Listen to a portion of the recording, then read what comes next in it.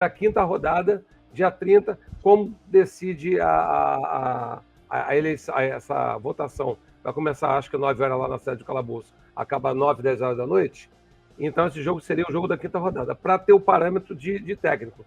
Dando o SAF, eles vão ver o que vão fazer, se vai melhorar, se não vai, se vai entrar aquele negócio de 120 milhões, já pode acelerar aquela. Não dando o SAF, o sócio negando, eles vão mudar isso. Aí entra outro detalhe. Eu estava conversando hoje e mandei mensagem para o Will e para o Maca, e o Maca me lembrou uma coisa. O Maca falou que tá para sair um decreto aí, não é decreto não, mas está para sair uma lei, uma ordem aí que o fim da pandemia se estipa dia 30. Não tem mais pandemia. Eles estão querendo fazer de forma híbrida. Pessoal, nós vamos votar se queremos a SAF. Eles estão fazendo de forma híbrida, estão empurrando. Aí estão alegando que é por causa da pandemia. E esse dia 30 sai um decreto dizendo que a pandemia acabou e não precisa ter de forma, tem que ser presencial, como manda o estatuto. Como é que fica? É mais uma vertente, mais um direito para o pessoal cair de enxurrada de ação na justiça contra essa votação do dia 30. É mais um motivo. Maca está até lembrando isso. Se sair decretarem lá com o fim da pandemia dia 30 de abril, e não estão fazendo baseado na liminar que estão sustentando eles lá, que estão em época pandêmica, correto? Não é isso? Que estão em época pandêmica. Teoricamente é isso. Então, mesmo no final, 30, mas ainda estamos. Né? Não, ainda não, mas ainda não foi dado o fim da pandemia. Está diminuindo e tal, estão liberando máscara no lugar. Mas se o governo der que no final, dia 30 de abril, a pandemia cessou. E a eleição lá está sendo feita de forma híbrida porque está baseada numa liminar que dizia que era pandemia. Que eles alegam até isso. Então, não tem nada a ver, porque na semana seguinte, São Januário teve uma eleição presencial. A eleição para então, calma aí. Então, essa mudança, vê se eu estou entendendo direito. Essa mudança do estatuto só está corroborando a eleição que eles fizeram pelo híbrida. Não vai ser a Eleja, porque a Eleja está cobrando da justiça. Estão fazendo com outra empresa. Qual o nome mesmo, Breme, que eu esqueci agora? A gente vai fazer até uma pesquisa. Qual o nome dessa empresa? Qual o nome da empresa lá? Agora? Da Eleja? Tafner, né? Tafner. Então, estão fazendo com a Tafner. Desde quando que existe eleição híbrida no Vasco? Nenhuma. Eles empurraram isso, dizendo que era problema de pandemia, não sei o quê, mas está pendurado para eliminar, que na semana seguinte todo mundo sabe que o São Januário foi cedido para as eleições municipais, correto? O São Januário foi colégio eleitoral. Essa parte de eleição aí Maca falou, dia 30 sai um decreto aí e acaba com a pandemia. Cadê o embasamento deles que a eleição tem que ser híbrida porque está em pandemia? Mais uma, Maca falou que isso aí pode gerar mais requisitos para choverem ações na justiça. E aí? Aí que vocês acham? Eu acho meio estranho essa parada aí, Mal. Eu acho meio estranho. Tipo assim, tudo bem que a parte de híbrida, se tiver uma empresa confiável, seria útil, por exemplo. Tudo bem que o Bremer ele gosta de presencial, está meio da galera e tal. Mas teve gente, por exemplo, você lembra aquele cidadão lá, o cara que veio lá da Amapá, não me recordo. Lembro, cara. Ele fez um empréstimo para poder vir ao Rio, para poder votar, porque ele achava o certo. Para um cara tipo ele aí, que ele falou pagando o empréstimo ainda para fazer isso, eu acho que essa parte de híbrido é ok, entendeu? A parte híbrida é ok. Agora, vai utilizar muito próximo aí, a parte de híbrida, e de repente vai votar, não você, o seu filho vai pegar ali, deixa eu votar para o meu pai aqui, bota lá o CPF, o código de acesso lá, e ele vota em quem ele pensa que é, e não vai querer saber da sua opinião. Mas desculpa interromper vocês. Nós não estamos fazendo tudo pelo estatuto, nós não estamos lutando pelo estatuto. Você está lutando pelo estatuto? Sim. Tanto que eles estão. Olha só, se eles sabem que vai dar merda. Mas aí vai para a próxima eleição, deveria ser igual o Bremer aquela vez. Não, mas olha só, eles estão aceitando ser estatutariamente essa eleição agora do Tratorano, porque eles sabem que futuramente, o seu Luiz Manuel Fernandes falou que futuramente daria M para eles. Então, eles estão aceitando fazer essa eleição, essa primeira votação de AGE agora. E aí, passando a primeira, a segunda é mais fácil. O empecilho, a barreira deles de transpor o morro é esse. Depois a ladeira abaixo. Aí o que acontece? Eles estão fazendo isso porque sabem que vai dar M. E eles estão nisso, baseado nisso, em cima de eles estão fazendo isso no mesmo molde do que foi feito a eliminar lá. E se só eliminar cair, se cair a pandemia, cair tudo, como é que fica? Na minha opinião, é mais um motivo para judicializar isso. Sim. Fala aí, Breno. A questão toda é que você tem... Não é que eu não goste da tecnologia ou que eu sou contrário à eleição presencial ou esse tipo de coisa. Não. Eu sou a favor também, tá? Eu sou a favor que eu sou TI, inclusive. Né? Para quem não sabe, eu sou TI, eu sou a favor. Mas desse jeito eu acho que está errado. A questão é fazer as coisas da maneira certa. Né? Empurraram isso já no dia 7 de novembro de 2020.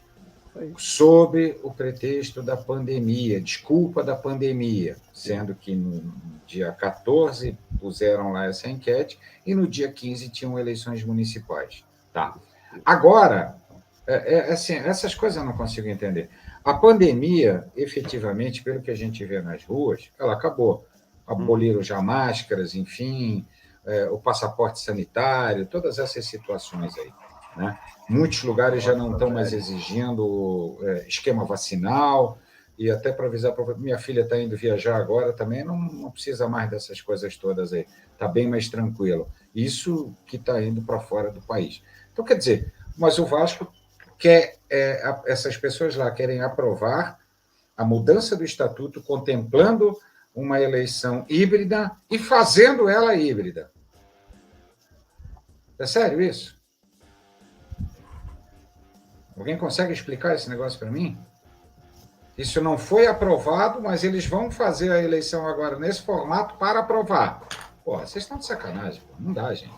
Então, como é que vocês querem que as pessoas respeitem o clube? Como é que vocês querem que a justiça se porte diante dessas situações? Sim. Como é que vocês querem que a imprensa... Depois nós ficamos chateados aqui, que você vê um repórter do Sul, do Norte, do Nordeste, do Centro-Oeste, tirando sarro da cara do Vasco. Aí vocês querem ficar bravos. E vocês querem corroborar com esse tipo de situação, fazendo esse monte de lambança. Ou então pedir para cancelarem canais. Pô, não dá, gente. Sinceramente, não dá. Essa história de botar só a culpa na Globo também não cola mais. O Vascaíno, os dirigentes do Vasco fazem por merecer. Só que o problema é que quem paga a conta somos nós aqui, que somos chamados de otários, que somos aí zoados aí à torta e à direita. Parar com isso, né, pô? Pelo amor de Deus. Deixa eu dar um pitaco a respeito disso, bem rapidamente. Vamos colocar a bola no chão, vamos aqui tabelar entre nós. O papo todo é o seguinte: o estatuto do Vasco acabou. Acabou. O Vasco não tem mais estatuto desde o dia 17 de dezembro de 2020, em que a Justiça do Rio de Janeiro reconheceu um pleito anti-estatutário de maneira a permitir que as pessoas que assumiram o Vasco da Gama fizessem o que bem entendesse no Vasco, sob o argumento, se não me engano foi do doutor Custódio Toches, se não me engano, ou do doutor Fábio Dutra, de que o Vasco da Gama poderia fazer até onde a lei não permitisse. Está lá, no voto do desembargador. Então, a partir desse momento, o Estatuto do Vasco acabou. Eles fazem o que quiserem e, por jurisprudência, não sou do direito, mas converso com quem é do direito, por jurisprudência ao que foi decidido lá atrás, no dia 17 de dezembro de 2020. Então esquece, a institucionalidade do Vasco acabou, foi perdida. Eles vão fazer o que quiserem e não vai ter insurgência, e se tiver, a Justiça do Rio de Janeiro já mostrou de que lado ela está dando o ganho de causa, para que lado tem dado ganho ad eterno. É simples. Infelizmente, é por isso, meus amigos, que eu digo, eu gravei um vídeo lá no canal, no Resenha, de que o único que pode barrar tudo isso que está acontecendo é o próprio quadro social do Vasco. Se o quadro social do Vasco disser não, seja com Eleja, com Tafner, com o que for, disser não, pronto. Aí você tem uma barreira para poder impedir tudo que está acontecendo. Se não, meu amigo, vai passar tudo, tá tudo, entre aspas, dominado, o Vascaíno não pode contar com o Tribunal de Justiça do Rio de Janeiro porque tá dando ganho de causa sempre para essa turma que tá no poder do Vasco da Gama. A institucionalidade do Vasco tá vindo de fora para dentro faz muito tempo. Então, o único, repetindo aqui, que pode barreirar isso é o próprio quadro social do Vasco. Mesmo a gente sabendo que temos uma lista Mandrake, em que 4.000 e tantos remidos, que não pagam porque são remidos, estão de fora dessa lista de votação, e que os próprios remidos são o grupo de sócios que ofereceria maior resistência para essa ideia de implantar SAF no Vasco da Gama. Mesmo com tudo isso, o sócio vascaíno é que pode embarrear essa coisa. Se não for ele, acabou. Pode tocar a viola porque já foi pro saco o estatuto do Vasco faz muito tempo. E aí, Júnior? Algo a comentar? Não, cara, eu me recuso a falar sobre isso aí, porque eu sinceramente, eu tenho que parabenizar aqui o professor e o Bremer por conseguirem dar esses exemplos aí, dar uma explicação assim, interessante, porque eu, particularmente, eu vendo essas coisas que esses caras estão fazendo no clube, fumando o estatuto, debochando do torcedor, cara, não consigo não. Me desculpem, e nesse momento não consigo responder, não. Olha, eu fiz uma... Se o pessoal tiver conhecimento aí no YouTube, Bremer, rapaziada... Bremer. Oi. Bremer, só deixa eu dar um recado aqui, que eu recebi uma mensagem aqui do nosso grande amigo Bruno aqui. Ele mandou aqui para me dar um salve aí para a mãe dele, a Santana, e a esposa dele, a Dani. Um salve aí para vocês e parabéns por vocês aguentar esse caboclo, tá? Que o cara é punk, hein? O cara é punk, tá? Tamo junto. Fala aí, Breno. Quais são os clubes que essa 777 comprou aí? Eu peguei só o Genoa e o Liege aqui, né? Eu tinha visto que alguém realmente escreveu aí que são clubes muito tradicionais, de fato, são fundados há bastante tempo. Aí eu fui dar uma busca aqui nos campeonatos obtidos pelo Standard Liège, né? Em que pese ser um clube fundado há muito tempo. O último campeonato belga dele, que deve ser uma coisa maravilhosa, o campeonato belga, foi em 2009. E aí o último, para ser mais... A Copa da Bélgica, que eu acredito que deve ser uma espécie de Copa do Brasil aqui no Brasil, né? Mais ou menos, deve ser, 2018. Aí a Copa da Liga Belga, ele ganhou uma em 75. Supercopa da Bélgica, ganhou uma em 2009. E disputou a segunda divisão por 2 vezes também do campeonato belga. Então, assim, ele pode ser famoso lá na Bélgica, mas não tem muita expressão internacional. Aí eu fui dar uma olhada aqui no Genoa também. O Genoa foi campeão italiano 9 vezes, para ser exato. O último título do Genoa no campeonato italiano foi a temporada de 23-24, 1923-1924.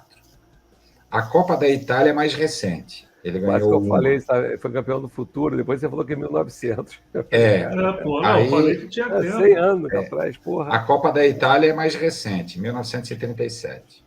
Essa é mais nova. O italiano da Série B ele já jogou 6 vezes. E a última foi 89, 88, 89. E ele jogou a Série C também, né? E eu estava dando aqui outras conquistas. Ele ganhou a Copa da Amizade Ítalo-Francesa, em 1963. ganhou a Copa Anglo-Italiana em 1996 e o troféu Vidia de Dijon em 2011. É isso aí. Currículo sensacional. Extenso e teve rejeição pela Bremer, torcida do time da França aí, né? Bremer, se você puder, pesquisa aí, o Leino colocou aqui, acho que Digão depois vai passar aí, o Red Star da França, acho que foi comprado também. Terceira divisão do campeonato francês. Enquanto o Bremer está analisando aí, fazendo essa pesquisa, eu cometi um equívoco. O nome do cara não é Bruno, não. É o Leonardo, pô, Leonardo Prata. Crefisa mandou dar um salve aí para a mãe dele, Santana, e a esposa Dani. Tamo junto aí. Dani, se eu falar o nome da esposa errado, aí quebra para ele lá também, né? A Dani aí. Tamo junto. Cara, mas é muito sinistro essa parada aí, cara. Olha, Júnior, o Red Star é legal porque, rapaz, parece a Heineken. Eu senti firmeza aqui. Gostou? Da Heineken aqui. Ele foi fundado, ele tem 125 anos, mais velho que o Vasco, muito tradicional. O estádio dele é gigante, cabem 10 mil pessoas. Tá bom, mano? Né, é grande, grande. Aí vamos dar uma olhada nos títulos Cabe também. Histórico, títulos, vamos lá. Títulos. Copa dos Campeões da França em 1953. A Copa da França em 25. E a Supercopa da França em 22. Qual foi o último ano que ele estava na primeira divisão? Tem aí, ô Breno? Ih, rapaz, deixa eu ver aqui.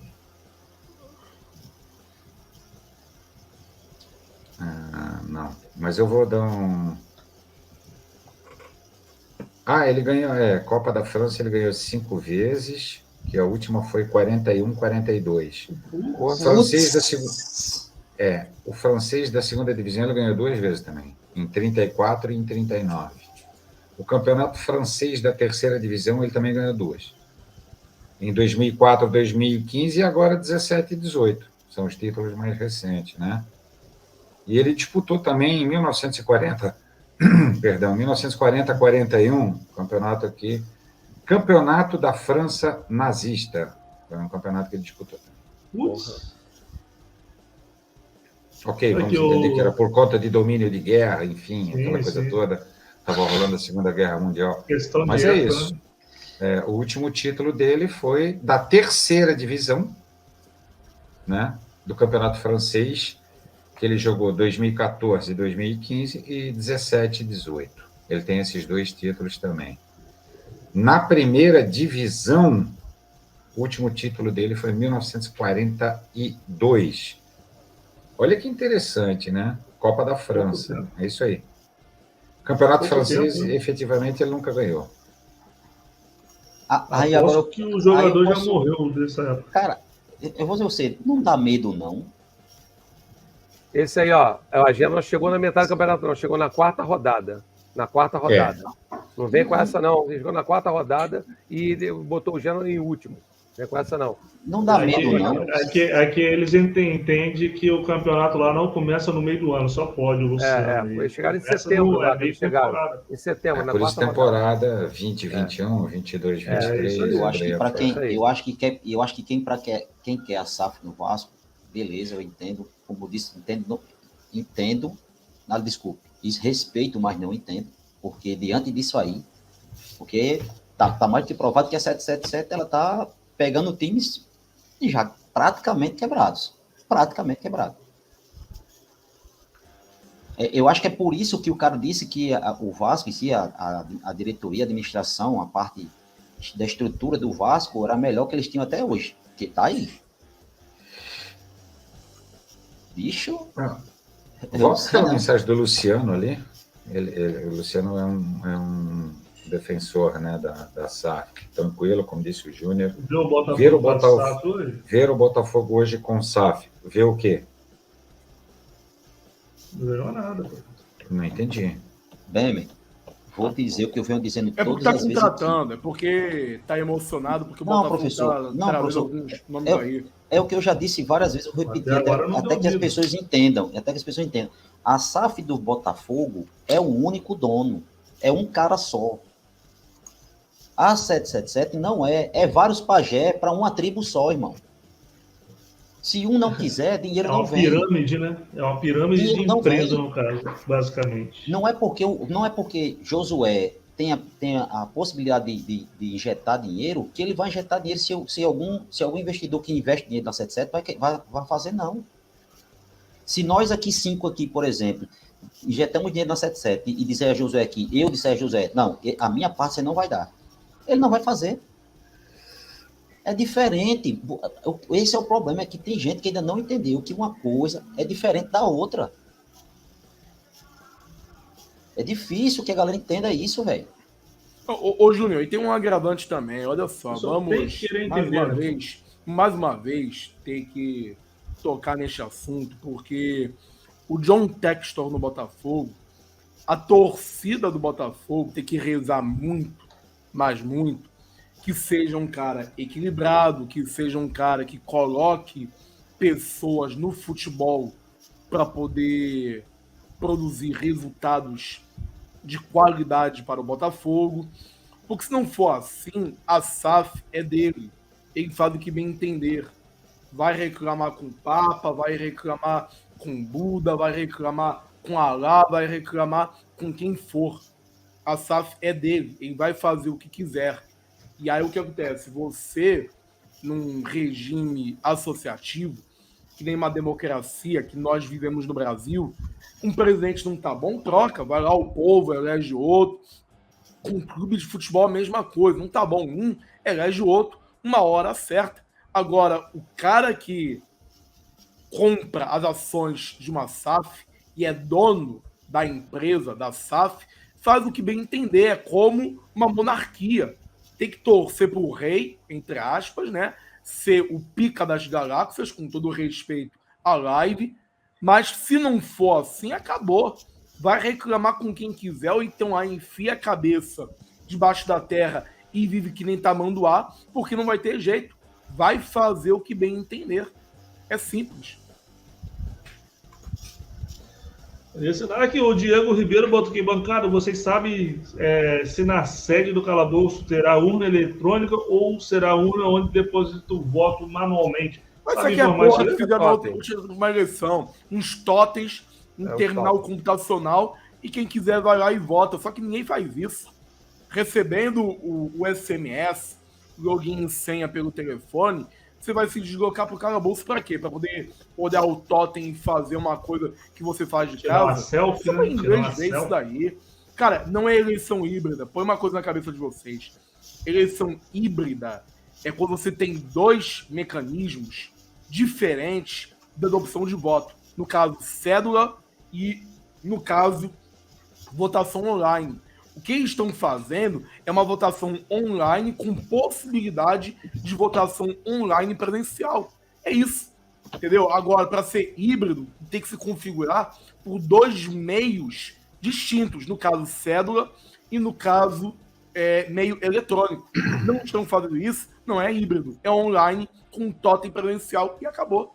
Sim. É o que está acontecendo.